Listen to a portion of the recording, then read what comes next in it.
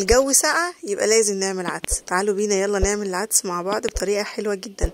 اول حاجة جبت حتة سمنة كده صغيرة علشان اشوح فيها العدس واشوح فيها الخضار بتاعي.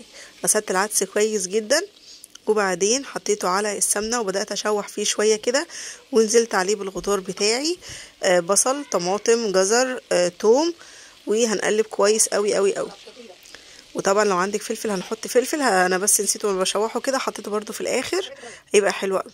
بدأت بقى ابخر العدس بتاعي، حطيت ملح وفلفل اسمر وكمون وورق لوري وكمان مكعب مرقه دجاج، عشان انا مش هزيده بشوربه، هزيده بالميه، بس طعمه بجد تحفه. هبدأ بقى اشوح فيه شويه كده حلوين على ما الميه بتاعتي ما تغلي، وبعدين هنزل بالميه على العدس كميه حلوه كده علشان لسه هيتسلق والخضار ده كله هيستوي. حطيت بقى قرن الفلفل بتاعي وسبته بقى على نار هاديه خالص لحد ما استوى بقى حلو جدا.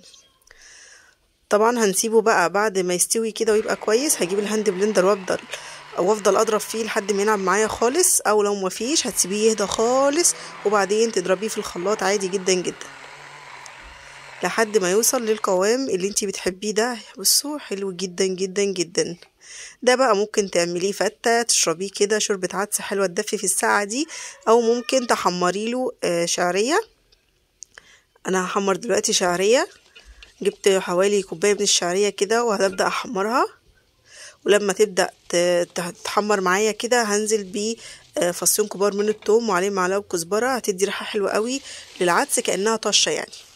وبعدين زودت العدس على الشعرية وبعدين رجعت حطيته تاني على حلة العدس كلها، وزي ما انتوا شفتوا كده هيطلع حلو قوي قوي. عايزه برضو تعمليه كده فتة ممكن هيطلع حلو جدا معاكي.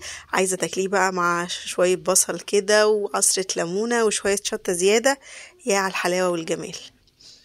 شايفين الدخان ده والبصل هيخليكوا تدفوا